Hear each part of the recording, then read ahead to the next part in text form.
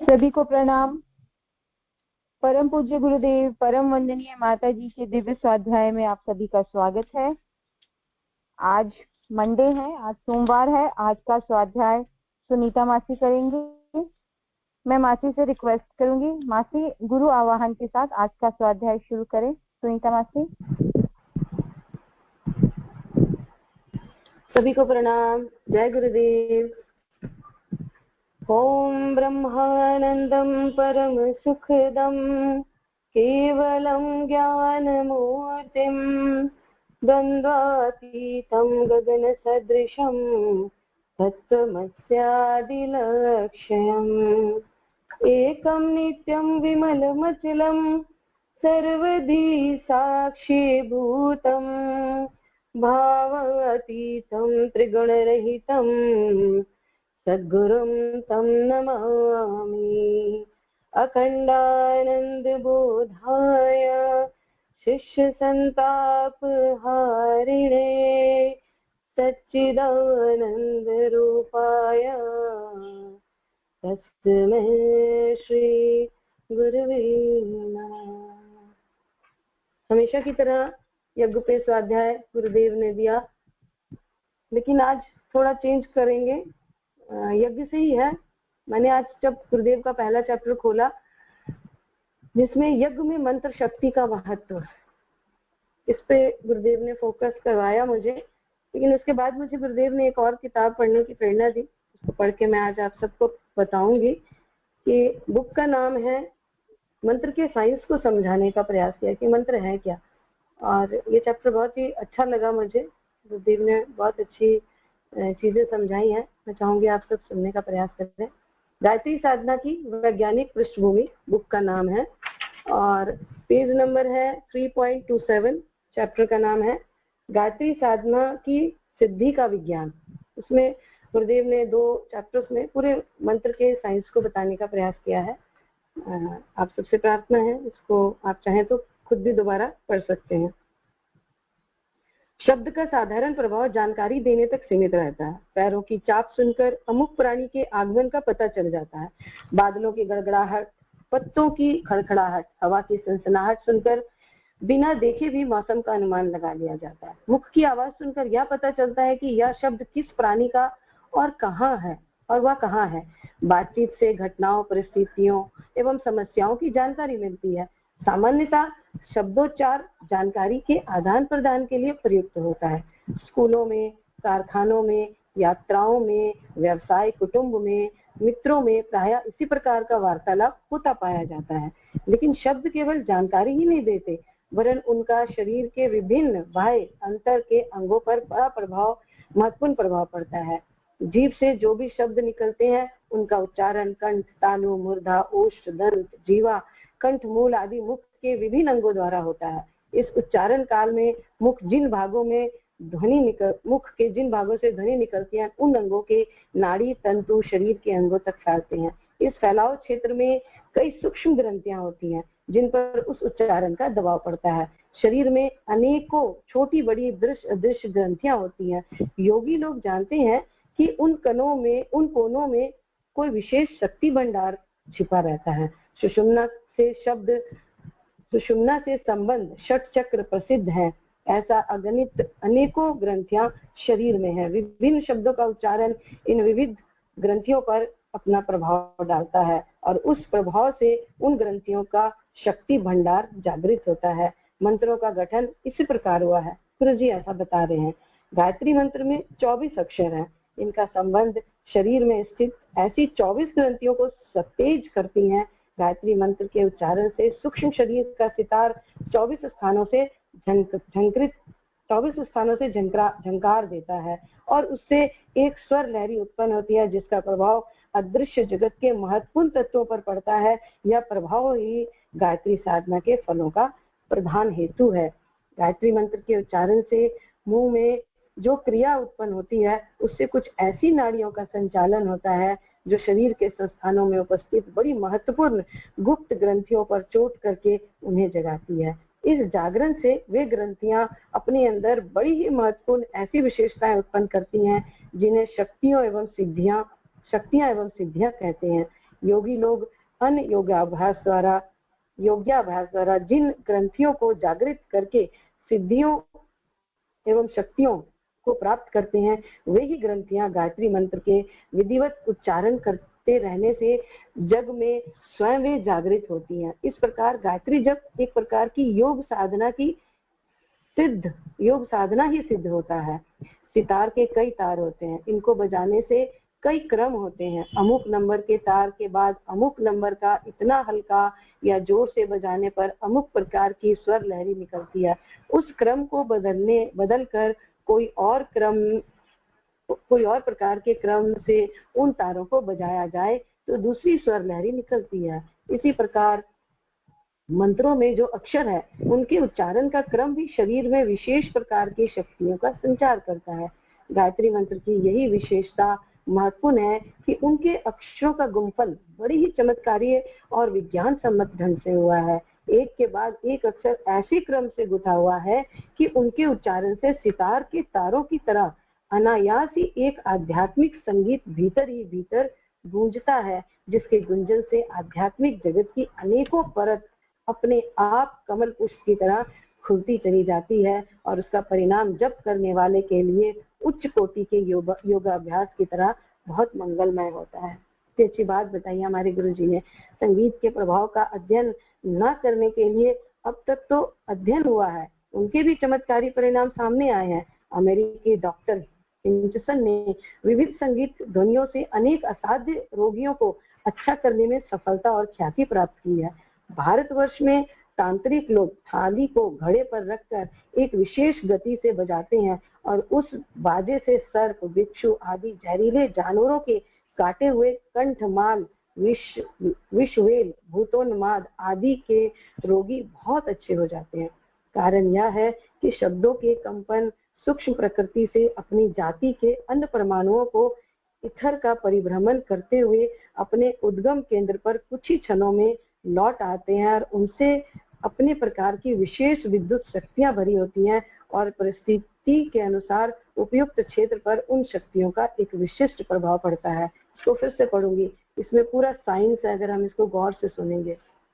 कारण यह है कि शब्दों के कंपन सूक्ष्म प्रकृति से अपनी जाति के अन्य परमाणुओं को लेकर इथर का परिभ्रमण करते हुए अपने उद्गम केंद्र पर कुछ ही क्षणों में लौट आते हैं और उनमें अपने प्रकार की विशेष विद्युत शक्तियां भरी होती हैं और परिस्थिति के अनुसार उपयुक्त क्षेत्र पर उन शक्तियों का एक विशिष्ट प्रभाव पड़ता है। वो एनर्जी खींच के ले आते हैं। मंत्रों द्वारा विलक्षण कार्य होने का यही कार्य है। कई बार मंत्रों से, इसलिए गुरुदेव ने बार बार गायत्री मंत्र जपने को कहा। सोते उठते जागते भाव से हर तरह से गुरुदेव ने एक ही बात कही है, गायत्री मंत्र जपने। और हमें कितना बढ़िया एक ऐसा हथियार दिया जो हमारे जन्म जन्म के हर तरह के रोग से लेकर प्रारब्धों से लेकर हर चीज को वो खींच के हमारे शरीर में लेके आता है, जिससे कि हमारा मन मस्तिष्क बढ़िया भी हो जाता है और हमारी सोच विचारधारा में परिवर्तन होता है। हमारे शरीर के भी सूक्ष्म कणों में चेंजेस आने शुरू हो जाते हैं, ऐसा गुरुजी कहते हैं। मंत्रों द्वारा विलक्षण कार्य होने पर का भी यही कारण है। गायत्री मंत्र द्वारा भी इसी प्रकार शक्ति का आविर्भाव होता है।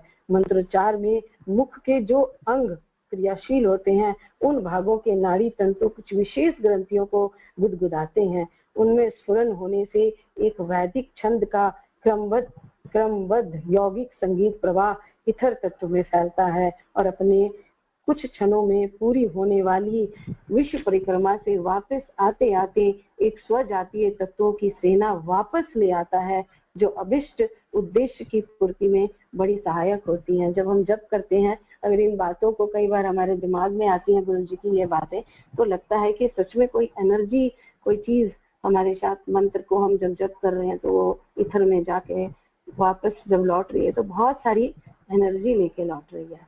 शब्द संगीत के शक्ति में कंपनों का पंच भौतिक प्रभाव, आत्मशक्ति की सूक्ष्म प्रकृति की भावना, साधना आराधना के आधार पर उत्पन्न किया गया संबंध, यह दोनों ही कारण गायत्री शक्ति को ऐसा बलवान बनाते हैं जो साधक के लिए दैवी वरदान सिद्ध होता है।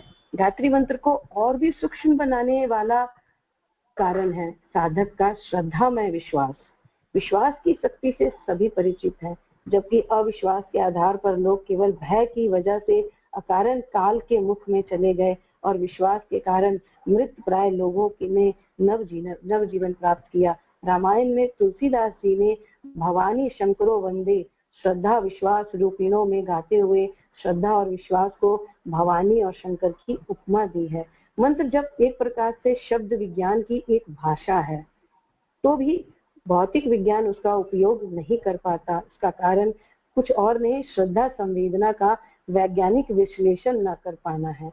अध्यात्म विज्ञान की बात करते समय इसी तथ्य को यह कहकर प्रकट किया जाता है कि साधक की श्रद्धा, इष्ट में उपास्य के प्रति उसका विश्वास जितना प्रगाढ़ होगा, परमात्मा से मिलन की उसकी छटपटाहट, भक्ति जितनी तीव्रतर होगी, मंत्र का प्रभाव प्रतिफल उतनी ही जल्दी उपलब्ध होगा। कभी कभी अनायास ही किसी के मुख से निकले शब्द सच हो जाते हैं, शाप वरदान फलित हो जाते हैं।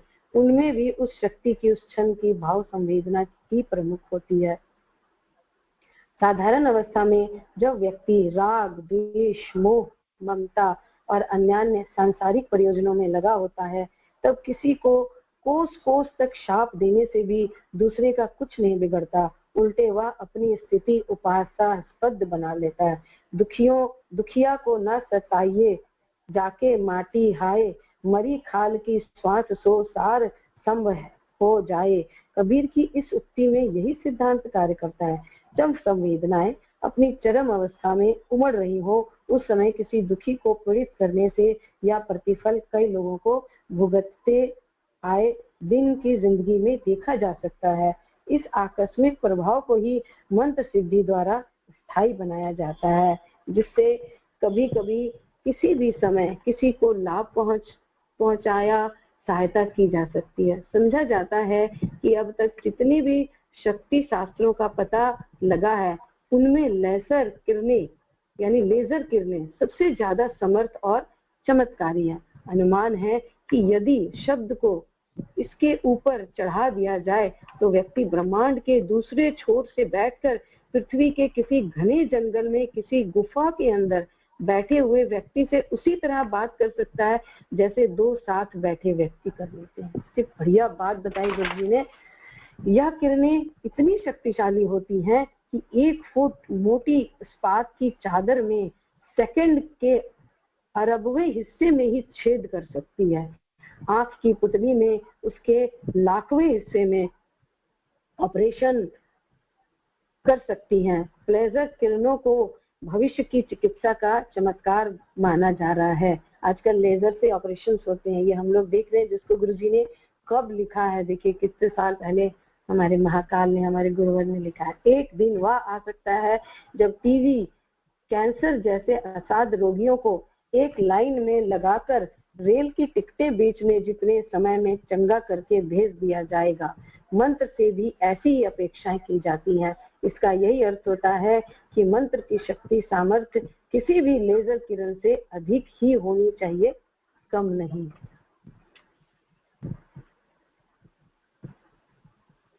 मंत्र जप प्रक्रिया में भी इसी तरह की शक्ति तरंगों का उत्पादन और समन्वय होता है, पर उसका प्रभाव साधक की अस्त व्यस्त मन स्थिति के कारण दिखाई नहीं देता। चित्त वृत्तियों को एकाग्र करना ही योग साधना का उद्देश्य है, ऐसा गुरुजी कह रहे हैं। पतंजलि योग दर्शन का यह सूत्र बताता है कि मंत्र जप के साथ मन की बिखरी हुई शक्तियों को समेटना आवश्यक है। इसी से जब सुपर कंपोज होता और शब्द की शक्ति और तरंगे तीव्र गति धारण करती, वह शक्ति विद्युत चुंबकीय क्षमता की तरह है और प्रारंभिक है। अंतिम अवस्था तो मंत्र के साथ भाव संवेदना का ही जोड़ना है। भावनाओं की शक्ति मन की शक्ति से अनेक गुना अधिक है। परा मनोवैज्ञानिकों के शोधकर्ताओं को ऐसे अनेक उदाहरण मिले हैं। जब अत्यधिक संवेदना की स्थिति में पृथ्वी के किसी भी कोने में बैठे व्यक्ति तक बिना किसी वायरलेस टेलीफोन आदि के संदेश पहुंच जाता है, जबकि टेक्नोलॉजी में आज तक शब्द तरंगों को नियंत्रित किए बिना कभी भी यह संभव नहीं होता। यही कारण है कि रेडियो स्टेशन के प्रसारण रेडियो से सुने तो जा सकते हैं, पर रेडियो वाला स्वयं रेडियो स्टेशन वाले तो कुछ नहीं कह सकता। मंत्र जप और भाव संवेदना की यह विशेषता उसे भौतिक उपार्जन से अधिक महत्वपूर्ण बनाती है। मंत्र शक्ति केवल मात्र संसार के वातावरण को ही प्रभावित नहीं करती, अपितु साधक के व्यक्तित्व में भी कंपन पैदा करती है, ऐसा गुरुजी कह रहे हैं। उससे उसका व्यक्तित्व ही प्रखर प्रकाशवान बनता चला जाता है। भावनाओं का विज्ञान समझ में ना आता हो तो यह अन्यंत्र बात है कि उसके अस्तित्व से कोई इनकार नहीं कर सकता। वह जिन प्रकाश परमाणुओं का उत्पादन है, संभव है भविष्य में उसका पता चल सके, पर उनकी शक्ति सामर्थ्य दैनिक जीवन व्यापार में हर कोई देखता है। भावनाओं के आधार पर ही सृष्टि की क्रीड़ा चलती है। भाव विहीन वातावरण सुनसान मरघट की तरह जान पड़ता है। मंत्र में भावनाएं ही श्रद्धा, विश्वास, भक्ति, प्रेम ही कार्य करती हैं, जिन्हें जितना अधिक प्रखर बनाया जा सकता है, मंत्र शक्ति उतनी ही शीघ्र फल देने लगती है। उखड़े मन से जपा गया मंत्र फल तो देता है, पर उसमें थोड़ी देर लगती है। देखिए ऐसा कई बार होता है ना, हम भी बैठते हैं, मंत्र जप लिया, मन नहीं लग रहा, कई लोग कहते हैं मन नहीं लग रहा, मन नहीं, तो कई लोग इस भाव में आ जाते हैं, छोड़ देते हैं जप। गुरुजी ऐसा कहते हैं कि नहीं, छोड़ना नहीं, आपको मन लगे ना लगे जप कर दें, क्योंकि जैसे कहा ना गुरुदेव ने कि यज्ञ चाहे हम सूक्ष्म कर रहे हैं, चाहे हम बड़ा कर रहे हैं, चाहे हम छोटा कर रहे हैं, चाहे हम जैसे भी कर रहे हैं, यज्ञ का प्रभाव होगा ही होगा। वैसे ही हम जब मंत्र पढ़ रहे हैं, गायत्री का जाप कर रहे हैं, तो उसका देर से ही सही, थोड़ा ही सही, लेकिन मंत्र का प्रभाव निष्फल नहीं होगा, कभी भी उसका प्रभाव नहीं होगा, ऐसा नहीं है, ऐसा गुरुजी बता रहे हैं। कारण यह है, कई लोग समझते हैं कि ये लाभ अनायास ही देवी देवता दे देता है। कारण यह है कि इसको फिर से पढ़ती हूँ। मंत्र में यह भावनाएं ही श्रद्धा, विश्वास, भक्ति, प्रेम ही कार्य करती है, जिन्हें जितना प्रखर बनाया जा सकता है, मंत्र शक्ति उतनी ही शीघ्र फल देने लगती है। उखड़े मन से जपा गया मंत्र फल तो देता है, पर उसमें थोड़ी देर लगती है। कई लोग समझते हैं कि ये लाभ अनायास कोई देवी देवता देता है। कारण यह है कि अपने भीतर हो रहे परिवर्तनों की प्रगति और परिणति को वे देख और समझ नहीं पाते। यदि वे समझ पाते तो उनकी साधना से क्या सूक्ष्म प्रक्रियाएं हो रही हैं, तो यह समझने में देर न लगेगी कि यह सब कुछ कहीं से अनायास दान नहीं मिल रहा, वरन आत्मविद्या की सुव्यवस्थित वैज्ञानिक परिक्रिया का परिणाम है। गायत्री साधना कोई अंधविश्वास नहीं, एक ठोस वैज्ञानिक कृत है और उसके द्वारा लाभ भी सुनिश्चित ही होते हैं, ऐसा गुरुजी कह रहे हैं।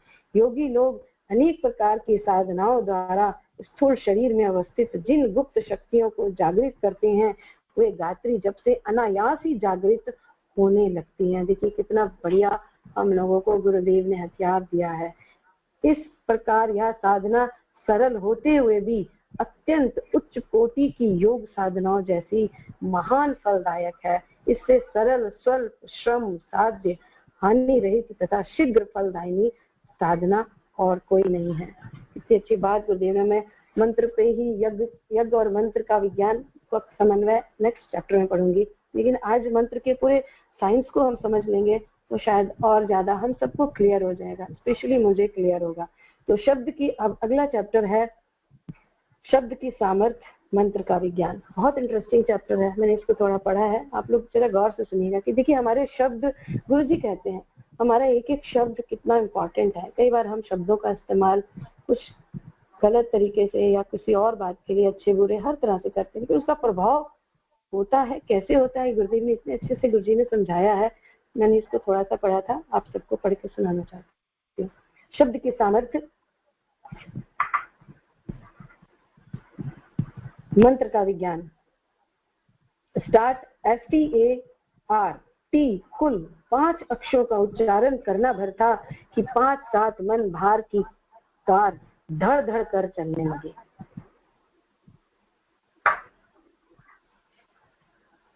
क्या शब्द हुआ, देखिए गुरुदेव बता रहे हैं। स्टार्ट, किसी ने कहा स्टार्ट, और एक क्या START, ये शब्द उच्चारण किए। कुछ 5 अक्षरों का उच्चारण करना भर था कि 5-7 मन की भार धड़ धड़ धड़ धड़ कर चलने लगी। गो अगला शब्द स्टार्ट हुई, गो अगला शब्द एक व्यक्ति के मुंह से निकला और जी तथा ओ, इन दो जी और ओ इन दो शब्दों के ना जाने क्या चमत्कार दिखाया कि स्वामी भक्त सेवक की भांति कार सड़क पर चल पड़ी। यानी स्टार्ट और गो कहते ही सड़क अपने आप कार पे चल पड़ी, सड़क पे चल पड़ी। देखते ही देखते कार पूरी स्पीड में थी, बिना किसी ड्राइवर के कार यूं खुली सड़क पर जा रही थी। तभी सामने से कोई वाहन आता दिखाई दिया। तभी एकांत में बैठे उन्हीं सज्जन ने आदेश दिया, हॉल्ट। HALT कुल 4 अक्षरों से एक कोई जादू निकला और कार जहां थी वहीं जाम होकर खड़ी हो गई। यह पंक्तियां पढ़ने में किसी भी पाठक को भ्रम हो सकता है कि कहीं किसी जादू या हाथ की सफाई का खेल दिखाया जा रहा होगा। यह वर्णन उसी समय का होगा, पर वस्तुस्थिति यह नहीं है। यह एक विधिवत संपन्न कार्यक्रम था जिसे ग्राहम और नील नामक 2 आविष्कारकों ने प्रस्तुत किया था। प्रदर्शन ऑस्ट्रेलिया के मेलबोर्न नगर की एक भारी भीड़ वाली सड़क पर हुआ था। शब्द में कितनी सामर्थ्य है यह देखने के लिए लाखों की भीड़ एकत्रित थी। एक व्यक्ति के शब्दों और संकेतों पर निर्जीव कार काम कर रही थी। उसके पीछे विज्ञान का एक सिद्धांत काम कर रहा था। शब्द की सामर्थ्य काम कर रही थी। प्रदर्शनकारी के हाथ में एक माचिस की तरह डिब्बी जैसा ट्रांजिस्टर था। इस ट्रांजिस्टर का काम इतना था कि वह कार स्वामी की आवाज को एक निश्चित फ्रीक्वेंसी पर विद्युत शक्ति के माध्यम से कार में डैशबोर्ड के नीचे लगे नियंत्रण कक्ष कंट्रोल यूनिट तक पहुंचा देता था। उसी के आगे कार रेडियो नामक एक दूसरा यंत्र लगा था। जब शब्द की विद्युत चुंबकीय तरंगे उसमें टकराती तो कार के सब कलपुर्जे अपने आप काम करने लगते। इंजन ही नहीं, हॉर्न, बत्तियां, वाइपर आदि यंत्र भी इशारे पर काम करते। लोगों ने देखा और आश्चर्य भी व्यक्त किया, पर जो जानते थे उन्होंने इसे वाक शक्ति से अपूत भंडार का स्फुलिंग मात्र कहा। शब्द की सामर्थ्य सभी भौतिक शक्तियों से बढ़कर सूक्ष्म और विभेदन क्षमता वाली है। इस बात की निश्चित जानकारी होने के बाद ही मंत्र विद्या का विकास भारतीय तत्वदर्शियों ने किया। यूं हम जो कुछ बोलते हैं उसका प्रभाव व्यक्तिगत और समष्टिगत रूप से सारे ब्रह्मांड पर पड़ता है। तालाब के जल में फेंके गए एक छोटे से कंपन की लहरें भी दूर तक जाती हैं। उसी प्रकार हमारे मुख से निकला हुआ प्रत्येक शब्द आकाश के सूक्ष्म परमाणुओं में कंपन उत्पन्न करता है। उस कंपन से लोगों में अदृश्य प्रेरणाएं जागृत होती हैं। हमारे मस्तिष्क में विचार ना जाने कहां से आते हैं हम समझ नहीं पाते, पर मंत्रविद जानते हैं कि मस्तिष्क में विचारों की उपज कोई आकस्मिक घटना नहीं, वरन शक्ति की परतों में आदि काल से एकत्रित सूक्ष्म कंपन है जो मस्तिष्क के ज्ञान कोशों में टकराकर विचार के रूप में प्रकट हो उठते हैं। कितना गहरा साइंस है ये।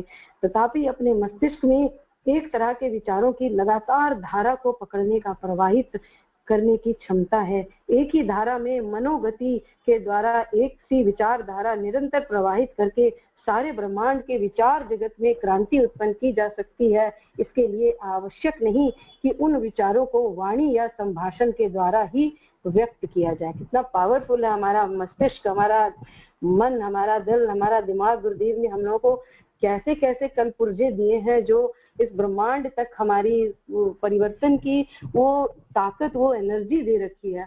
हम गुरुदेव हमें कितनी गहरी बात बता रहे हैं। एक दिन महर्षि रमन के, अगर हम सबको याद हो कि जब आजादी की वेला थी उसके पहले महर्षि रमन ने ही बहुत जप किया था, तपस्याएं की थी और बहुत सारे ऋषि मुनियों ने तपस्याएं की थी, जिसका हम सब जहाँ आजादी के टाइम में हर घर से सिर्फ आजादी की गूंज गूंजती थी और हर एक बच्चे के मन में, चाहे वो छोटा हो, बड़ा हो, बूढ़ा हो, बुजुर्ग हो, सिर्फ आजादी आजादी आजादी ही घूम रहा था। क्यों? क्योंकि इसी के लिए ऋषि मुनियों ने भारत को आजाद करवाने के लिए ये तपस्याएं की थी और इस ब्रह्मांड में उन विचारों को प्रेषित किया था और जो हमारे अंदर तक आए थे। कि बढ़िया साइंस है गुरुदेव ने जो हमें बताया है, क्या बात है। एक दिन महर्षि रमन के आश्रम में बहुत से संभ्रांत लोग एकत्रित थे। अरुणाचलम का वह स्थान जहाँ महर्षि का आश्रम था पर्वतीय भाग से जुड़ा हुआ था। वहाँ अनेक तरह के जीव जंतु रहा करते थे। एक बंदरिया वहाँ आकर खो खो करने लगी। बड़ी देर तक वह ऐसे ही करती रही। किसी के मना करने और भगाने पर भी वह भागी नहीं। तब महर्षि रमन ने हंसकर बताया, इसका पति दल का राजा है। बंदरों के मुखिया को यह अधिकार होता है कि वह एक से अधिक रानियां भी रखे। उसने किसी और बंदरिया को भी अपनी रानी चुन लिया है। यह बात इस पहली रानी को पसंद नहीं। बंदरिया वही शिकायत करने आई। इसके बाद महर्षि थोड़ा ध्यान अवस्थित हुए। फिर थोड़ी देर में राजा बंदर वहां आया और ऐसा लगा मानो किसी ने उसे जबरदस्ती समझा दिया हो कि वह अपनी पहली रूठी रानी को वहां से मनाकर ले जाए। क्या कहता है, मूक सत्संग और प्रेरणाओं की ऐसी अनेक घटनाएं वहां आए दिन घटती रहती हैं। इसका लाभ बिना वाणी सैकड़ों लोगों ने प्राप्त किया। ऐसे सूक्ष्म प्रेरणा प्रवाहों का लाभ केवल अति सांसारिक व्यक्ति ही नहीं ले पाते, अन्यथा अपने मस्तिष्क को थोड़ा भी विचार शून्य करके ध्यान अवस्थित हुआ जाए तो अभी भी पूर्व पुरुषों के अदृश्य और अपने मन में विचार आकर्षित किए जा सकते हैं। यो कहने को स्वतंत्रता संग्राम में विजय का श्रेय कुछ थोड़े से कांग्रेसी नेताओं को है, पर एक समय वह आएगा जब विज्ञान बताएगा कि उन नेताओं में से एक भी ऐसा नहीं था जो महर्षि अरविंद जैसी महान आत्माओं द्वारा सूक्ष्म रूप से प्रेरित और अनुमानित किया गया हो। विचारों की सूक्ष्म सामर्थ्य से मनोमय जगत में क्रांतिकारी परिवर्तन किए जा सकते हैं, तो शब्द की सामर्थ्य से स्थूल जगत में पदार्थों और आकाश स्थित पिंडों में जबरदस्त विस्फोट किया जा सकता है। यही नहीं, ग्रह नक्षत्रों में पाई जाने वाली सूक्ष्म प्राण विद्युत प्रकाश गर्मी आदि को आकर्षित किया जा सकता है, पर उसके लिए इस कार में लगे नियंत्रण कक्ष और ट्रांजिस्टर की तरह शब्दों का चयन एवं उनका नियंत्रित प्रयोग आवश्यक है। इस बात की गहनतम जानकारी के आधार पर ही मंत्र और वैदिक ऋचाओं का निर्माण हुआ है। देखने में शब्द और प्रार्थनाएं लगने वाले मंत्र और ऋचाएं एक प्रकार के यंत्र हैं, जिनका विधिवत उपयोग यदि कोई कर सके तो वह सारे संसार का स्वामित्व प्राप्त कर सकता है, सारे संसार का। ऐसे हमारे गुरुजी कह रहे हैं। आज इस बात को भौतिक विज्ञान अच्छी तरह जानता चला आ रहा है। 50 वर्ष पूर्व तक रेडियो टेलीफोन जैसे यंत्रों को ही शब्द शक्ति के चमत्कार के रूप में माना जाता था, पर जब कैलिफोर्निया विश्वविद्यालय के प्रसिद्ध भूगर्भ शास्त्री डॉक्टर हर्बर्ट हुबर ने शब्द के सूक्ष्म कंपनों द्वारा एक ऐसी बारीक और नाजुक हड्डी पर लगे मैल और मिट्टी को साफ करके दिखा दिया जिस पर कैसा भी हल्का ब्लेड चलाया जाता तो हड्डी टूटे बिना ना रहती। गजब!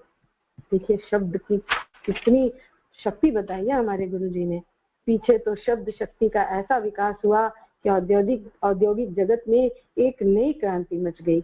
इन दिनों मोटी इस्पात की चादरों को काटने, कपड़ों की धुलाई करने, शहर की आवाज से शहर के लिए विद्युत शक्ति तैयार कर लेने जैसे भारी कामों में भी शब्द शक्ति का उपयोग होने लगा है। अभी तक एक्सरे को ही ऐसा सूक्ष्म यंत्र समझा जाता था जो शरीर के भीतरी हिस्सों की स्थिति का भी पता दे पाते थे, पर उसके द्वारा खींचे गए फोटोग्राफ इतने स्पष्ट नहीं आती ऐसी स्थिति का पूर्णतः सही अनुमान लगाया जा सके।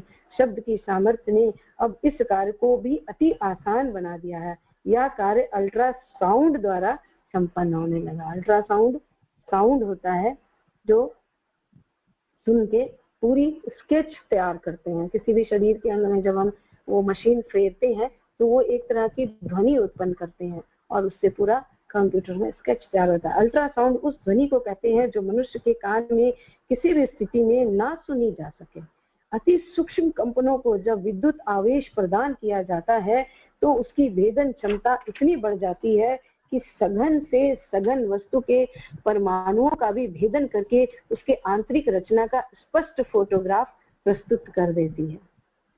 उदाहरण के लिए शिकागो की एक महिला की डॉक्टरी परीक्षा की गई, पर डॉक्टर यह नहीं निश्चय कर पा रहे कि इसके पेट में ट्यूमर की गांठ है अथवा गर्भ।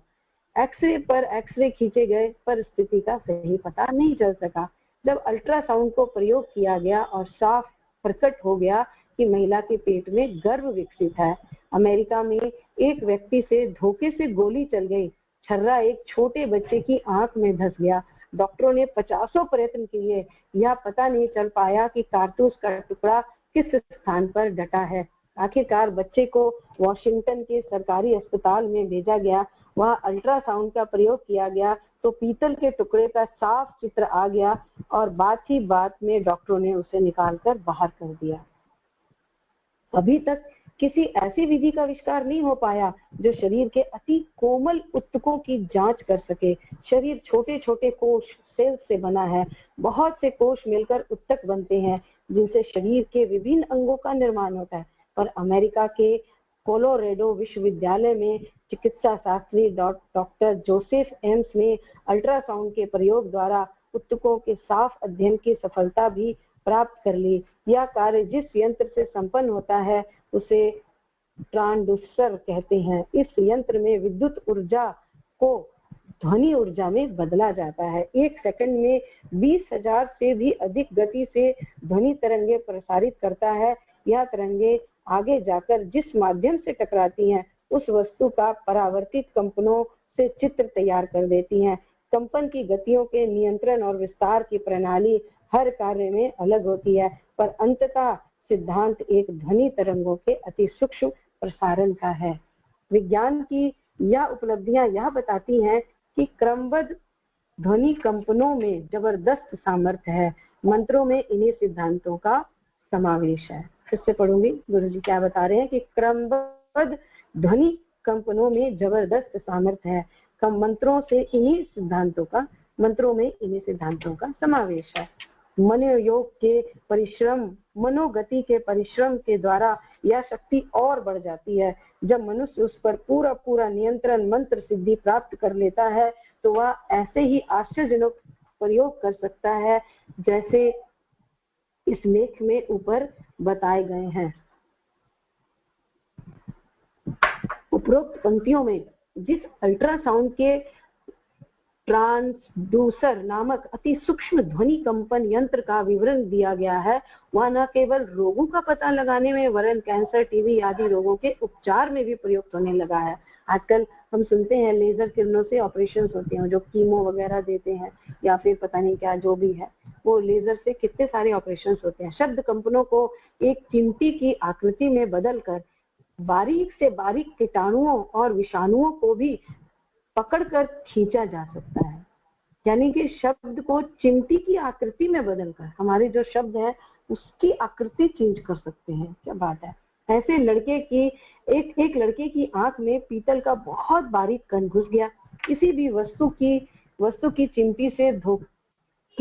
की चिमटी से धोखा हो सकता था। आंख में चुभ जाने का नया संकट उत्पन्न हो सकता था।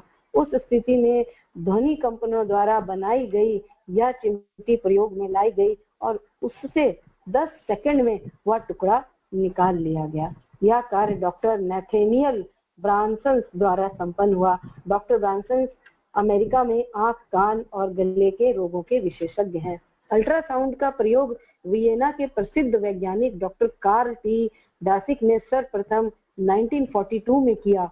यद्यपि इसकी जानकारी एक्सरे की खोज 1995 के कुल 2 वर्ष बाद हो गई थी। इन दिनों इंग्लैंड, अमेरिका, स्वीडन, जापान आदि देशों में मस्तिष्कीय जानकारी के लिए अल्ट्रासाउंड खोजें की जा रही हैं। पश्चिम जर्मनी के डुसेलफोर्ड के डॉक्टर डब्ल्यू ब्लाईफील्ड और डॉक्टर स्वेन ने कोई 10,000 व्यक्तियों के शरीरों के विभिन्न अल्ट्रासाउंड के चित्र उतारे और उनके माध्यम के द्वारा अनेक नए तथ्यों का पता लगाया। आवाज आ रही है मेरे को? कौन आ गया था? चिकित्सा जगत में शब्द के सूक्ष्मतम प्रयोग की यह उपलब्धियां यह बताती हैं कि यदि भारतीय तत्वदर्शियों ने मंत्र विद्या की इतनी जानकारी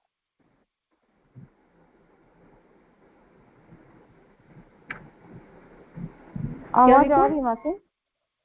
ठीक है बेटा, आवाज आ रही है। ओके बेटा।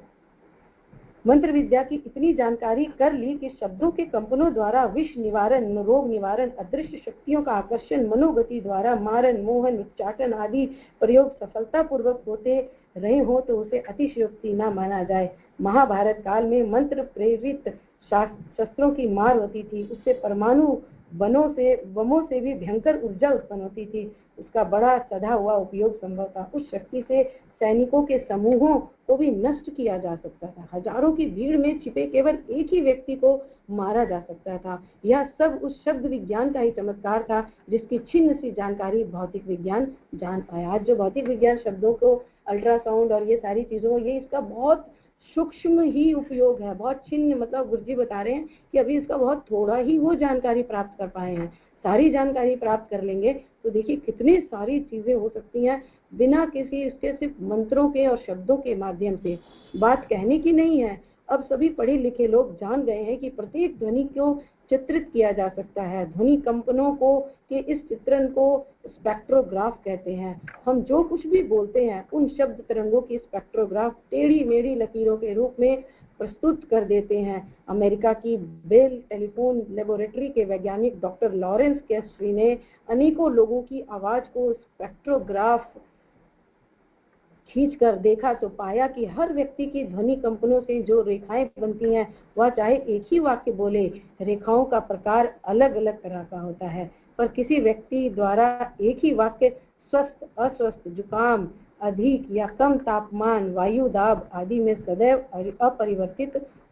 अपरिवर्तित रहता है। इसका अर्थ यह हुआ कि ध्वनि तरंगों में इतनी सामर्थ्य है कि प्राकृतिक परिवर्तन, तूफान, वर्षा, तापमान, हवा के दबाव आदि का उन पर कोई प्रभाव नहीं पड़ता। प्रत्येक अवस्था में लकीरें एक व्यक्ति की एक तरह की ही होंगी। इसी तरह प्रत्येक मंत्र का तरंगों के रूप में विस्तार एक ही तरह का होता है। लकीरों की आकृति भिन्न भिन्न व्यक्तियों द्वारा भले ही भिन्न हो, अर्थात यदि एक व्यक्ति एक वाक्य बोलता है तो आगे बढ़ने और पीछे लौटने वाली लकीरें तो लंबी या छोटी हो सकती हैं, पर उनकी आकृति एक ही तरह की होती है। इसलिए हमारे ऋषि मुनियों ने लगातार हम सबको जप जप जप और हवन कहा। जप और हवन का जब समन्वय होता है, वो अगला सोमवार को पढ़ के सुनाऊंगी। कितना बढ़िया ये मंत्र को शायद गुरुदेव ने इसलिए पढ़ाया कि हम जान सके कि हवन में हम गायत्री की आहुतियां, मंत्रों की डिफरेंट आहुतियां क्यों दे रहे हैं और उसका कितना अधिक प्रभाव पड़ रहा है हमारे वातावरण और पर्यावरण दोनों में ही। सामान्य रूप से बोली जाने वाली ध्वनि तरंगे थोड़ा आगे बढ़कर सारे विश्व के परमाणुओं में फैल जाती हैं।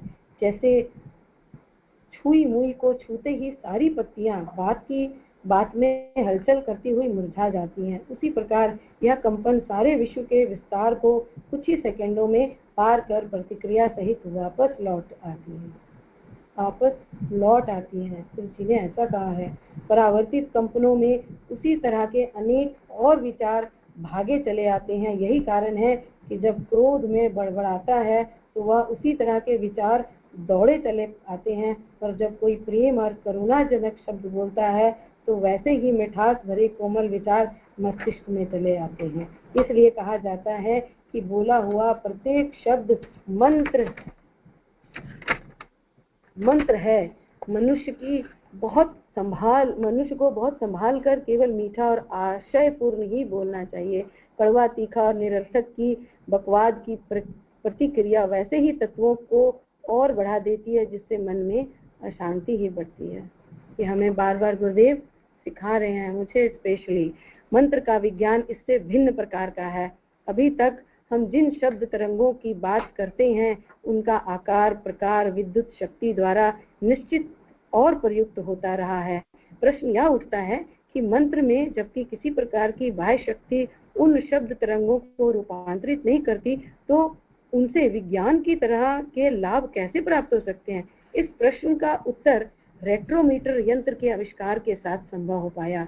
इस यंत्र में बाहरी शक्ति स्रोत की आवश्यकता ऊर्जा का काम करती है। रेक्ट्रोमीटर का आविष्कार थॉमस नामक अमेरिकी वैज्ञानिक ने किया। श्री थॉमस लेंगले स्थित national aeronautics and space administration research centre के अन्वेषक हैं। इस यंत्र में किसी भी माध्यम के प्रकाश फोटो सेंसिटिव सेल में भेजकर विद्युत ऊर्जा में बदली तरंगों को ध्वनि में बदलकर सुना जा सकता है। सिद्धांत से यह निश्चित हो गया कि कर्णातीत तरंगों का स्वभाव लगभग प्रकाश तरंगों जैसा ही होता है। कर्णातीत तरंगों का तरंग दैर्घ्य जितना कम होता है, यह समता उतनी ही बढ़ती है। इससे पता चलता है कि कर्णातीत तरंगों को बड़ी ही सुविधा पूर्वक आवर्तित और परावर्तित किया जा सकता है। इनका व्यवहार भी प्रकाश तरंगों से ठीक उल्टा होता है। इसलिए इन तरंगों से विभिन्न प्रकार के प्रकाश स्रोतों की शक्ति को प्रतिक्रिया द्वारा आसानी से अपनी ओर आकर्षित किया जा सकता है। ऐसा इसलिए होता है कि कर्णातीत तरंगे किसी सघन पदार्थ में जो तेजी से चलती हैं, वह विरल माध्यमों से में वे मंद गति से चलने लगती हैं। मैं इसको आगे पढ़ने से पहले अपना एक छोटा सा, बहुत छोटी थी मैं, 10th में थी, मैं अपना एक एक्सपीरियंस बताना चाहूंगी कि विचारों की और शब्दों की कितनी सामर्थ्य होती है। ये मुझे गुरुदेव ने बहुत छोटे में बताया था, बड़े होकर शायद मैं नालायक हो गई, लेकिन मैं आप लोगों को बता रही हूँ कि मैं बहुत छोटी सी थी और ना मेरा 10th का एग्जाम था। तो मेरी एक फ्रेंड के पास मेरी एक कॉपी रह गई थी और मेरा दूसरे दिन एग्जाम था और वो काफी दूर में रहती थी, करीब उसको आने के लिए गाड़ी लेनी पड़ती और मैं बहुत परेशान थी। और घर में कोई ऐसा था नहीं कि जिससे मैं बोलती कि आप मेरे को वो कॉपी ला के दे दो। समझ नहीं आ रहा था क्या करूँ, मैं बहुत परेशान थी क्योंकि मेरी पूरी तैयारी भी नहीं थी पढ़ाई की। और उसके पास मेरी पढ़ने वो नोट डाउन करने के लिए ले गई थी। मैं अपने कमरे के एक बिस्तर पे लेट गई थी, बेडरूम था हमारा, बीच वाला कमरा, और हम वहाँ पे मैं वहाँ लेट गई और लेट के कंटिन्यूअसली मुझे लगता है मैंने 2.5 घंटे एक ही चीज को, उस लड़की का चेहरा याद करके लगातार मैं बोलती रही, मुझे आज बुक पहुंचा दो, मुझे मेरी बुक पहुंचा दो, मुझे मेरी बुक पहुंचा दो। कंटिन्यूटी में लगातार ये शब्द बोलती गई 2.5 घंटे, क्योंकि छोटी थी, एनर्जी भी उस वक्त थी काफी, और होता गया। और पता नहीं क्या हुआ, ठीक 2.5 घंटे बाद मेरे घर के बाहर का गेट खुला और जब मैंने उसको देखा तो मेरा पूरा शरीर कांप गया। उसने कहा मुझे आके, मुझे ऐसा लग रहा था कि जैसे मुझे कोई फोर्स कर रहा है कि तुम्हारी किताब पहुंचानी है। ये वाली बात जब मैंने उसको ये बात बताई नहीं कि मैं ही फोर्स कर रही थी, मैं ही तेरे दिमाग में ये डाल रही थी बात। और ये शायद मैंने बहुत पहले कहीं, गुरुदेव ने ना, पापा जी हमारे ना गुरुदेव की किताबें रखा करते थे, तो शायद मुझे ऐसा लगता है कि मुझे अभी याद नहीं है, कंफर्म नहीं हूँ, लेकिन उन्हीं में से शायद मैंने कहीं किसी में पढ़ लिया होगा। और ये आजमाया मैंने, और इसको आजमाया ही नहीं, पूरे विश्वास के साथ किया। और वो बच्ची, वो मेरी दोस्त जब गेट पे खड़ी थी तो मेरे तो पूरे शरीर के मतलब जैसे सुंड पड़ गया था कि सच में ये वर्क करता है। तो हमारे विचार कितनी पावरफुल है और हमारे मंत्र शक्ति, हमारे शब्द कितनी पावरफुल है, ये गुरुदेव ने बताया। आगे पढ़ती हूँ। मैंने सोचा ना बताऊं, लेकिन चलिए छोटे का एक्सपीरियंस था इसलिए बता दिया। मुझे भी ये फिर से रिमाइंड हो गया कि मुझे भी अब ऐसे अपने विचारों को, अच्छे विचारों को भेजना है, हर समय अच्छी सोच को भेजना है, ताकि गलत चीजें और गलत बातें अंदर ना आए और मन और शरीर, जन दिमाग स्वस्थ रहे। वेदों में प्रयुक्त प्रत्येक मंत्र का कोई ना कोई देवता होता है, ऐसा गुरुदेव कह रहे हैं। वेदों में प्रयुक्त प्रत्येक मंत्र का कोई ना कोई देवता होता है। गायत्री का देवता सविता है, अर्थात गायत्री उपासना से जो भी लाभ, यथा आरोग्य, प्राण, धन, संपत्ति, पुत्र और अपनी महत्वाकांक्षाएं आदि पूर्ण होती हैं, उसकी शक्ति अथवा प्रेरणा सूर्य लोक से आती है। किसी भी मंत्र का जब उच्चारण किया आकाश के परमाणुओं के बीच बढ़ता हुआ उस देवता शक्ति केंद्र तक पहुंचता है जिसका उस मंत्र से संबंध होता है। इसको फिर से गौर से सुनिएगा। किसी भी मंत्र का जब उच्चारण किया जाता है तब वह एक विशेष गति से आकाश के परमाणुओं के बीच बढ़ता हुआ उस देवता यानी उस शक्ति केंद्र तक पहुंचता है जिसका उस मंत्र से संबंध होता है। मंत्र जप के समय आवश्यक ऊर्जा मन की शक्ति के द्वारा प्राप्त होती है। इस शक्ति के द्वारा जप के समय की ध्वनि तरंगों को विद्युत तरंगों के रूप में प्रेषित किया जाता है। मंत्र जप के समय आवश्यक ऊर्जा मन को शक्ति के द्वारा प्राप्त होती है। इस शक्ति के द्वारा जप के समय की ध्वनि तरंगों को विद्युत तरंगों के रूप में प्रेषित किया जाता है। वह तेजी से बढ़ती हुई कुछ ही क्षणों में देव शक्ति से टकराती है। उससे अदृश्य सूक्ष्म परमाणु मंद गति से परावर्तित होने लगते हैं और उनकी दिशा ठीक उल्टी होती है। गजब की बात बताई। देखिए, अब हम पहले मैं मंत्र पढ़ती थी तो लगता था चलो मंत्र पढ़ लिया, लेकिन ये गुरुदेव कितनी बढ़िया बात बता रहे हैं कि वो सिर्फ मंत्र हम पढ़ते नहीं है, जो हम बोलते हैं पढ़ते हैं, वो क्या क्या रिएक्शन एक्शन कर रहे हैं पूरे ब्रह्मांड में, कहाँ पर क्या क्या चीजों को लेके आ रहे हैं और क्या क्या चीजों को चेंज कर रहे हैं। देखिए, सूक्ष्म और स्थूल दोनों तरह के परमाणु, अदृश्य सूक्ष्म परमाणु मंद गति से परावर्तित होने लगते हैं। यानी जब हम हमारी फिर से इसको पढ़ देती है, वह जबकि समय ध्वनि तरंगों को विद्युत से बढ़ती हुई कुछ ही क्षणों में देव शक्ति से टकराती है। कुछ ही क्षणों में, कुछ घंटों में नहीं। आप हमने मतलब ओम अंजनी सुताय विद्महि वायुपुत्राय धीमहि तन्नो मारुति प्रचोदयात्, यानी वो उस शक्ति से, उस एनर्जी से, उस भक्ति की एनर्जी से, उस राम जी के जो हनुमान जी की एनर्जी, उससे वो टकराई, उससे अदृश्य, वह तेजी से बढ़ती हुई कुछ ही क्षणों में देव शक्ति से टकराती है। उससे अदृश्य सूक्ष्म परमाणु मंद गति से परावर्तित होने लगते हैं। यानी उससे जो भी परमाणु है वो वापस परावर्तित, वापस उल्टी दिशा में, जहाँ से वो आई है उसी दिशा में वापस बहना शुरू हो जाता है, और उसकी दिशा ठीक उल्टी होती है। सूक्ष्म और स्थूल दोनों तरह के परमाणु दौड़ पड़ते हैं और साधक को शारीरिक लाभ और मानसिक प्रेरणाएं देने लगते हैं। यह शक्ति ही मनुष्य को क्रमशः उन्नत जीवन और अनेक अप्रत्याशित लाभों की ओर अग्रसर करती रहती है। प्रारंभ में आदान प्रदान, आवर्तन परावर्तन की यह क्रिया थोड़ी धीमी होती है, पर जैसे जैसे मानसिक एकाग्रता बढ़ती है, प्रतिक्रिया भी तीव्र होती है और सूक्ष्म आत्मसत्ता से भी तेजी से उन प्रकाश परमाणुओं से सुसज्जित होने लगती है जो देव शक्तियों से आकर्षित होते हैं। उदाहरण के लिए सूर्य संपूर्ण सौर मंडल की आत्मा है। या सूर्य की किरणें संपूर्ण ग्रह नक्षत्रों को देखती हैं। सूर्य के प्रकाश परमाणुओं की किरणें सर्वदर्शी होती हैं। यह प्रकाश परमाणु गायत्री उपासक में जितना अधिक विकसित होते जाता है, वह उतना ही अधिक स्पष्ट, भविष्यदर्शी, सार्थक, स्वप्न देखने वाला और चमत्कारिक प्रेरणाएं प्राप्त करने वाला होता जाता है। उसी प्रकार स्थूल ऊर्जा का लाभ स्वास्थ्य सुधार में होता है। अनेक रोगी गायत्री उपासक रोग मुक्त होते देखे गए हैं।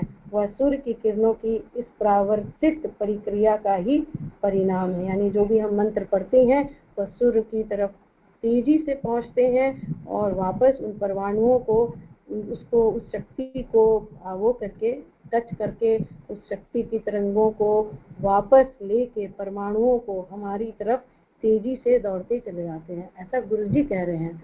और ऐसा गुरुजी कहते हैं, एक बात और कह रहे हैं, इसलिए हम लोग, मुझे याद है बार बार, कई बार मैं मंत्र जप करती हूँ तो डिफरेंट भाव होते हैं। तो मेरी बहनें मुझे कहती हैं, बब्बी शांति नाल जपो, मतलब शांति से जपो, मतलब जिस भाव से आप जपेंगे वो, इसीलिए गुरुदेव ने बताया है, बार बार बताया है कि जिस भाव से हम मंत्र को जपते हैं वो भाव, क्योंकि मंत्र तो रिटर्न हो ही रहा है और पॉजिटिव चीजों को ही लेके रिटर्न हो रहा है, लेकिन अगर हमारे भाव है वो निगेटिव हो जाती है, ऐसा गुरुजी कहते हैं। इसीलिए मंत्रों को जब हम पढ़ते हैं तो एकदम डेफिनेटली, अब तो मुझे लगने लगा है कि आंख खोल के बंद करूं या आंख बंद, जरूर हो रहा है कि मंत्र गुरुदेव ने ये बता दिया, लिख दिया, आज बहुत कुछ बता दिया कि मंत्र जो है वो वहाँ उस देवता के पास पहुंच रहे हैं। ओम गर्जाय विद्महि शिवप्रियाय धीमहि तन्नो दुर्गा प्रचोदयात्, यानी उस एनर्जी को, दुर्गा की एनर्जी को लेके हमारे पास ओम भूर्भुवः तत्सवितुर्वरेण्यं भर्गो देवस्य धीमहि धियो यो न प्रचोदयात्, यानी उस ग्रह सूर्य के उस एनर्जी को लेके आ रहे हैं जो सारे ग्रह चक्रों को भी ठीक कहते हैं। गायत्री मंत्र जपने से, कहते हैं ना कई लोग, ग्रह, ये ग्रह चल रहा है, वो ग्रह चल रहा है, इसलिए गुरुजी ने गायत्री मंत्र दिया। क्यों? क्योंकि ऐसा गुरुजी कह रहे हैं कि सूर्य का मंत्र गायत्री है और वो सूर्य की रोशनी सारे ग्रहों में पड़ती है, ऐसा गुरुदेव ने अभी हम लोगों को बताया। तो यानी कि जब हम गायत्री मंत्र पढ़ रहे हैं तो उन ग्रहों में से भी वो परमाणु टकरा रहे हैं और हमारे पास एक पॉजिटिव एनर्जी लेके, एक पॉजिटिव परमाणु लेके हमारे पास पहुंच रहे हैं, ऐसा गुरुजी कह रहे हैं। शायद मुझे जो समझ में आया वो मैंने फिर से बोलने का प्रयास किया। आप लोग और अच्छे से अगर समझ पाएंगे, पढ़ेंगे तो शायद और अच्छे से, मैं आपको बहुत अच्छे से नहीं, मैं अपनी वो नहीं हूँ, तो आप और अच्छे से समझ पाएंगे। तो इस चैप्टर को जरूर पढ़िएगा, बहुत इंटरेस्टिंग है। आगे पढ़ के मैं इसको समाप्त करूंगी। इसी प्रकार स्थूल ऊर्जा का स्वास्थ्य सुधार में होता है। अनेक रोगी गायत्री उपासक रोग मुक्त होते देखे गए हैं। वह सूर्य की किरणों की परावर्तित प्रक्रिया का ही परिणाम होता है। मंत्र का लाभ इसलिए अश्रद्धा होने पर भी अवश्य मिलता है। देखिए, मिलता है, यद्यपि श्रद्धा और विश्वास के प्रगाढ़ होने पर लाभ भी द्रुतगामी होते हैं, पर ऐसा ना हो तो साध्य नहीं रह सकता। और वही जब हम इन मंत्रों का उपयोग यज्ञ के, यानी हमारे मंत्रों को लाउड स्पीकर मिल जाता है, लाइट, हीट एंड साउंड, ये तीनों चीजों की का समावेश हो जाता है जब हम यज्ञ के साथ इन मंत्रों को बोलते हैं। तो वो मंत्र हर समय यज्ञ करने की आज प्रेरणा दे रहे हैं, बार बार दे रहे हैं, पहले भी दी है, अभी भी दी है, कि वो और ज्यादा सूक्ष्म से भी सूक्ष्म स्थान में पहुंचती है और ज्यादा फैलाव होता है। यज्ञ के माध्यम से मंत्रों का ज्यादा द्रुत गति से और ज्यादा जगहों पे दूर दूर तक फैलाव होता है। हम चाहे कोई भी 5 आहुतियां ही डाल लें, ऐसा गुरु जी कहते हैं कि रोज डालने से। अगर आप, हम सुबह भूल गए, मैं बार बार एक ही बात रिपीट करती हूँ और अभी अपने लिए भी रिपीट करती हूँ, ऐसा नहीं है कि मैं पढ़ रही हूँ, तो ये गुरु जी की प्रेरणा है और गुरु जी ऐसा कहते हैं कि 5 ही आहुति डालें, लेकिन डालें। गुरुदेव ने एक जगह लिखा भी था कि अगर आपके पास कुछ नहीं है तो आप गुड़ की छोटी डली में घी डाल के आप एक उसमें गैस में या चूल्हे में रख के आप 5 आहुतियां उसी की डाल दें, लेकिन डालें जरूर। क्यों? क्योंकि वो लाइट, साउंड और हीट का जो हमारा साइंस है, वो उस एनर्जी को लाउड स्पीकर की तरह दूर तक लेके जाएगा और वापस हमारे पास भी लेके आएगा और इस ब्रह्मांड में भी। और हम सब जो गुरुदेव के छोटे छोटे कण हैं, उनकी चरणों की धूल है, कहीं ना कहीं हम सबको एक सौभाग्य है कि सच में बहुत बड़ा सौभाग्य है कि गुरुदेव ने सारी चीजों को, आज वातावरण में कितनी सारी दकियानुसी चीजें फैली हुई हैं, कितने बाबाओं के बातें फैली हैं, लेकिन गुरुदेव ने कोई भी ऐसी चीज नहीं बताई जो साइंटिफिक ना हो। उसका हर चीज का रीजन दिया, हर बात का वैज्ञानिक आधार बताया और हमें समझाया। हम सबको हमारी तरफ से, स्पेशली सबकी तरफ से गुरुदेव को सहस्त्र सहस्त्र बार नमन है कि वो हमें हर चीज को इतने अच्छे से प्यार से समझाया उन्होंने, और इतने इजीली समझाया कि एक ले मैन भी इसको समझ सकता है कि मंत्र को का साइंस क्या है। इसमें कोई ज्यादा साइंटिफिक चीजों का उपयोग नहीं किया। आप सबको बहुत सारा धन्यवाद। गलती हो तो क्षमा कीजिएगा। प्रणाम। जय गुरुदेव।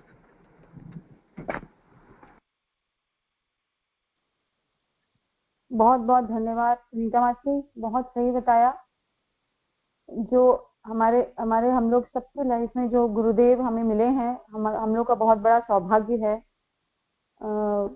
जैसे अखंड गुरुदेव की कोई भी आप साहित्य उठा के देख लीजिए, अगर आप दिमाग में आपका कोई सवाल चल रहा है और आप रैंडम ही कोई पेज निकाल कर पढ़ लीजिए तो आपको कोई ना कोई सोल्यूशन जरूर मिलता है। एक मैं मूवी देख रही थी, साउथ की मूवी है, बहुत अच्छी लगी वो मूवी मुझे, खासकर वो मतलब थोड़ी बहुत मतलब स्पिरिचुअल मूवी थी। एक लड़की है और उसको मतलब वो उसकी शादी नहीं हो रही होती है, तो वो जाके, क्रिश्चियन थी तो वो चर्च में जाकर बात करती है। तो मुझे ठीक से पता नहीं है, एक तो जीसस की स्टैचू होता है वहां पर और एक अगल साइड साइड में उनका उनके कुछ संत होते हैं, उनकी स्टैचू भी है उधर। तो वो लड़की बात करते करते इतनी इतनी ज्यादा मतलब डूब जाती है बात करते करते कि वो स्टैचू में से एक संत निकल कर आते हैं और एक बिल्कुल नॉर्मल आदमी की तरह उससे बातें करते हैं। और फिर उनको ये उसको ये बोलते हैं कि जब भी तुम्हें जैसे कुछ प्रॉब्लम हो, सोल्यूशन मतलब तुम ढूंढ रही हो सोल्यूशन को, सवाल हो, कोई भी सवाल, एनी क्वेश्चन, तो तुम सिर्फ बाइबल को रैंडमली पलट के उस पेज को निकालो और तुमको वो डेफिनेटली उस चीज का आंसर मिलेगा। वैसे ही गुरुदेव के मतलब ये सारे रिलीजन में देखा गया है, सारे उसमें देखा गया है कि किसी भी हम ग्रंथ को ले ले तो उसमें हमें क्वेश्चन का आंसर मिलता ही मिलता है। और गुरुदेव ने हमें इतना इजी कर दिया है कि गुरुदेव के जो एवरी मंथ आते हैं साहित्य, उसमें ही हम लोग को बहुत सारी चीजों का क्वेश्चन मिल जाता है। और जैसे मासी ने बताया कि ये जो दो कॉम्बिनेशन है, हवन करना और जप करना, ये बहुत स्ट्रॉन्ग कॉम्बिनेशन है। इवन जो जैसे मासी ने ये भी बताया कि जैसे आपके कोई ग्रह सही नहीं चल रहे हैं तो आप पर्टिकुलर ग्रह का मंत्र की बजाय आप सिर्फ गायत्री मंत्र जपे तो वो आपके लिए मददगार होगा। ऐसा बड़े जो बहुत बड़े एस्ट्रोलॉजर्स होते हैं, मैंने उनसे बात की है तो वो गायत्री मंत्र ही बोलते हैं कि सब चीज का सोल्यूशन है, आप गायत्री मंत्र जपो, एटलीस्ट 2 माला या 3 माला ऐसे करके वो बताते हैं। मतलब मेरा खुद का एक्सपीरियंस है। तो गायत्री मंत्र महामंत्र है और वो सब चीज का सोल्यूशन है। जैसे जिनका बोलते हैं कि जिनका शनि का 7.5 चल रहा है या ऐसे कुछ भी ऐसे शनि का चल रहा है तो वो परेशान है, लेकिन वो अगर उस पीरियड में गायत्री मंत्र करते रहेंगे तो बिना हर्डल्स के उनका जो भी लाइफ है वो आराम से पार हो जाएगा। मतलब कोई भी जो भी प्रोफेशनल लाइफ में पढ़ाई में जो इसके वजह से रुकावटें आती है ना, वो नहीं आएंगी।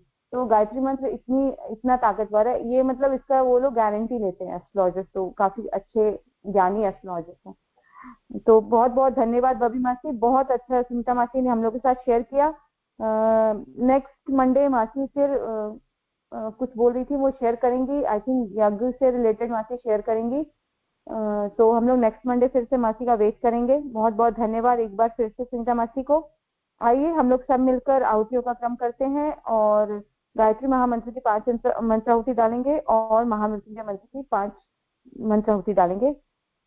ओम भूर्भुवः स्वः तत्सवितुर्वरेण्यं भर्गो देवस्य धीमहि धियो यो नः प्रचोदयात् स्वाहा। इदं गायत्री इदं न मम। ओम भूर्भुवः स्वः तत्सवितुर्वरेण्यं भर्गो देवस्य धीमहि धियो यो नः प्रचोदयात् स्वाहा। इदं गायत्री इदं न मम। ओम भूर्भुवः स्वः तत्सवितुर्वरेण्यं भर्गो देवस्य धीमहि धियो यो नः प्रचोदयात् स्वाहा। इदं गायत्री इदं न मम। ओम भूर्भुवः स्वः तत्सवितुर्वरेण्यं भर्गो देवस्य धीमहि धियो यो नः प्रचोदयात् स्वाहा। इदं गायत्री इदं न मम। ओम भूर्भुवः स्वः तत्सवितुर्वरेण्यं भर्गो देवस्य धीमहि धियो यो नः प्रचोदयात् स्वाहा। इदं गायत्री इदं न मम। महामृत्युंजय मंत्र की 5 मंत्राहुति सभी के स्वस्थ जीवन, लंबी आयु, खुशहाल जीवन के लिए। ओम त्र्यंबकं यजामहे सुगंधिं पुष्टिवर्धनम् उर्वारुकमिव बन्धनान् मृत्योर्मुक्षीमामृतात् स्वाहा। इदं महामृत्युंजय इदं न मम। ओम त्र्यंबकं यजामहे सुगंधिं पुष्टिवर्धनम् उर्वारुकमिव बन्धनान् मृत्योर्मुक्षीमामृतात् स्वाहा। इदं महामृत्युंजय इदं न मम। ओम त्र्यंबकं यजामहे सुगंधिं पुष्टिवर्धनम् उर्वारुकमिव बन्धनान् मृत्योर्मुक्षीमामृतात् स्वाहा। इदं महामृत्युंजय इदं न मम। ओम त्र्यंबकं यजामहे सुगंधिं पुष्टिवर्धनम् उर्वारुकमिव बन्धनान् मृत्योर्मुक्षीमामृतात् स्वाहा। इदं महामृत्युंजय इदं न मम। ओम त्र्यंबकं यजामहे सुगंधिं पुष्टिवर्धनम् उर्वारुकमिव बन्धनान् मृत्योर्मुक्षीमामृतात् स्वाहा। इदं महामृत्युंजय इदं न मम। शांति पाठ। ओम द्योः शांति अंतरिक्षगं शांति पृथ्वी शांतिरापः शांतिरोषधयः शांति वनस्पतयः शांति विश्वे देवाः शांति ब्रह्म शांति सर्वगं शांति शांतिरेव शांति सामा शांतिरेधि। ओम शांति शांति शांति सर्वारिष्टा शांतिर्भवतु। सभी लोग 1:30 बजे ज्योति अवतरण साधना में 5:40 गायत्री चालीसा, 6 बजे नाद योग में अवश्य आइएगा। सभी का बहुत बहुत धन्यवाद, सभी को प्रणाम।